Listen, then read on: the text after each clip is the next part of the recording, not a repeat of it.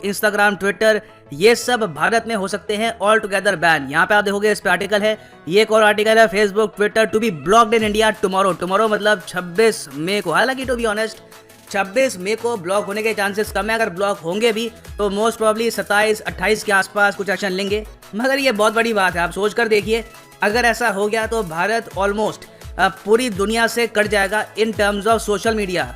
और इसलिए आपने देखा होगा कि ट्विटर पे ही इस वक्त इंस्टा, जो ये वर्ड है इंस्टाग्राम, ये काफ़ी हद तक ट्रेंड कर रहा है। लोग यहाँ पर शेयर कर रहे हैं मीम्स। ऑलमोस्ट एक पैनिक की सिचुएशन है। लोग यहाँ पर इस टाइप की जो मीम्स हैं ये यही दर्शाती है कि लोग काफ़ी हद तक रेडी हैं, ऑलमोस्ट प्रिपेयर कर रहे हैं खुद को टू व्हाट इज़ टू कम।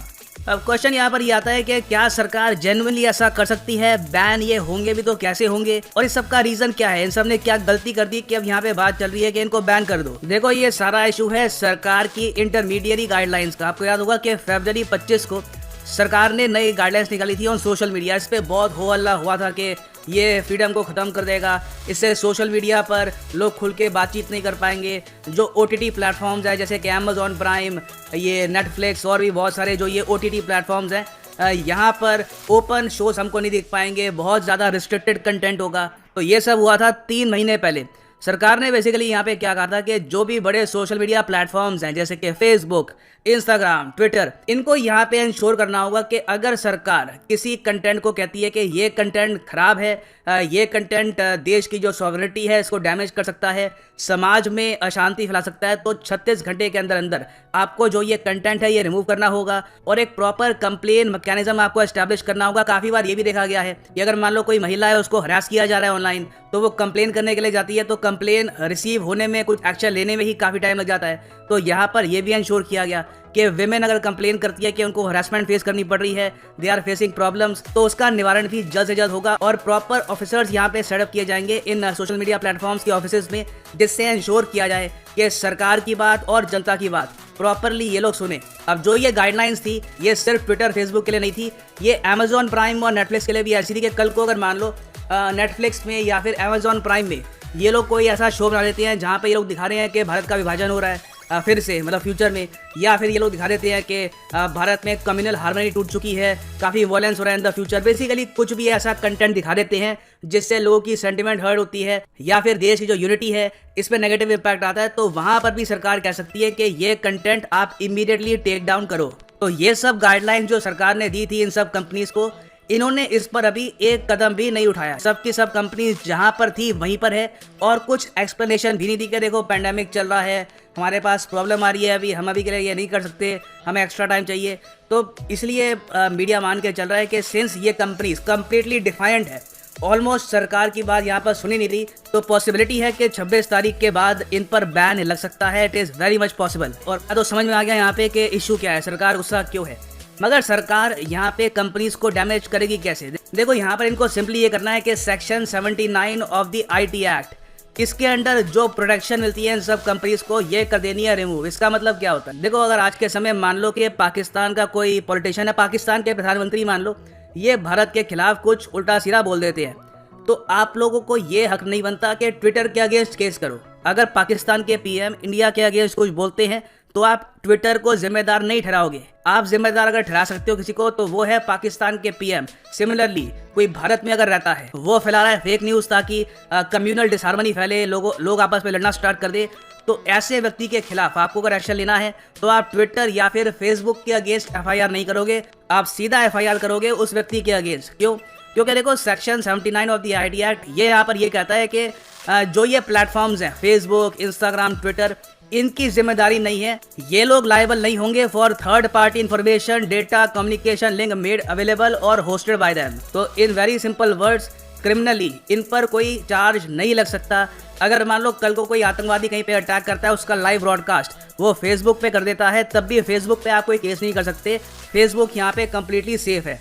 तो पॉसिबिलिटी ये है कि सरकार चुपचाप जो ये section 79 of the IT act है इसका प्रोटेक्शन प्लग पुल कर सकती है और यहाँ पे भारत सरकार कह सकती है कि आप सब कंपनी जो भारत में ऑपरेट कर रही है, now you are on your own. कल को आपकी वेबसाइट पे कोई भी कंटेंट है जो किसी को पसंद नहीं आया तो वो सीधा आपके अगेंस्ट कंप्लेन कर देगा। तो ऐसे वातावरण में आप वैसे भी काम नहीं कर पाओगे, you will automatically be blocked. तो देखो ये यहाँ पे पूरी कहानी है। और अगेन ये जो पूरा टॉपिक है बहुत कॉन्ट्रोवर्शियल है। कई लोग यहाँ पर ये कह रहे हैं कि सोशल मीडिया प्लेटफॉर्म्स ठीक कर रहे हैं, इनको पूरा हक है कि सरकार की बात ये लोग ना सुने।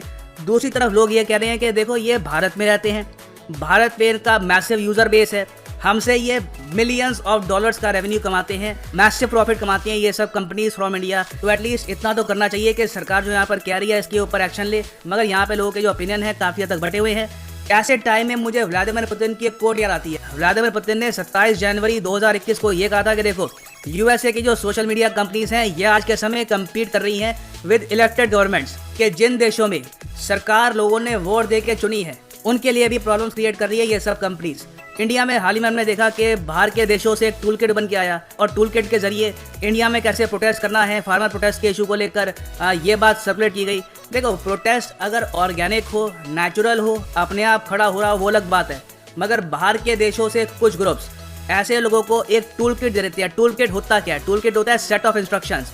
मान लो आप एक कमरे में बैठे हो, 100 लोग हैं आपके साथ, अचानक से 90 लोग उठ के आपके खिलाफ बातचीत स्टार्ट कर देते हैं तो आपको अजीब लगेगा। अचानक से 90 के 90 लोग सीट पे खड़े हो गए और अब मेरे खिलाफ यहाँ पे बातचीत कर रहे हैं। ऑब्वियस सी बात है कुछ यहाँ पर प्लानिंग हुई है, कुछ यहाँ पर इनको बताया गया है कि इनको ये सब बोलना है। तो टूल किट में भी ऐसा ही होता है। अगर मान लो कोई ग्रुप है वो चाहता है कि इंडिया के अगेंस्ट कुछ बातचीत करी जाए तो वो लोग क्या करेंगे कि अमेरिकन सेलिब्रिटी को दे देंगे एक टूल किट। अब अमेरिकन सेलिब्रिटी को शायद मैप पे पता भी ना हो कि इंडिया की प्रॉपर लोकेशन क्या है, इंडिया की कैपिटल कहाँ पे है, भारत में इशू क्या चल रहा है। तो ये सब प्रॉब्लम सॉल्व करने के लिए उसको दे देंगे टूल किट के देखो ये आपको ट्वीट करना है, कोई आपसे कोई सवाल पूछे तो ये जवाब दे देना और इस तरीके से आपको पूरे प्रोटेस्ट में पार्टिसिपेट करना है। तो सिंस सोशल मीडिया में ये सब हो चुका है, हम ये भी देख चुके हैं कि सोशल मीडिया कैंपेन्स का बहुत बड़ा इम्पैक्ट होता है आज के समय रियलिटी पर, इवन छोटे शहरों में। तो नीड देखो यहाँ पर डेफिनेटली है कि कहीं ना कहीं कुछ कंट्रोल हो।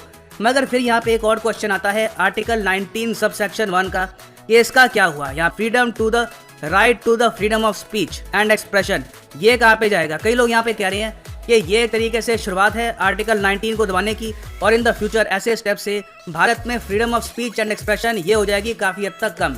और ऑलरेडी मैं आपको ये बता दूं कि वर्ल्ड प्रेस फ्रीडम के मामले में भारत की रैंक ऑलरेडी बहुत ज़रा ख़राब है। हमारी रैंक अभी के लिए है 142 आउट ऑफ 180 कंट्रीज़, 180 कंट्रीज़।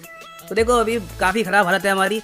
और अगर मैं आपको ये बता दूं कि अगर हम लोग यहाँ पे सोशल मीडिया को और बैन कर देते हैं तो इस लिस्ट में डेफिनेटली हम यहाँ पे और ज़रा गिर जाएंगे और हमारी रैंक ख़राब होगी और हो सकता है कि हम यहाँ पे रशिया जैसे जो देश है इनके भी पीछे गिर जाए। तो मैं जानना चाहूँगा यहाँ पे आपका ओपिनियन कि आप यहाँ पे क्या सोचते हैं? आपके हिसाब से क्या भारत में सोशल मीडिया जो प्लेटफॉर्म्स हैं इनको बैन करना चाहिए अगर ये गाइडलाइंस फॉलो नहीं करती, या फिर नहीं बैन तो ठीक नहीं है, बातचीत करते रहो, इनको बोलो कि देखो थोड़ा बहुत यहाँ पे आप अपनी तरफ से एक्शन लीजिए, इस पर एक्सटेंशन देते रहो और कहीं ना कहीं इसका सोल्यूशन निकालने की कोशिश करनी चाहिए? बताइएगा इसके बारे में कमेंट सेक्शन में। ये है एंड इस वीडियो का। Thank you for listening and as always God bless you all.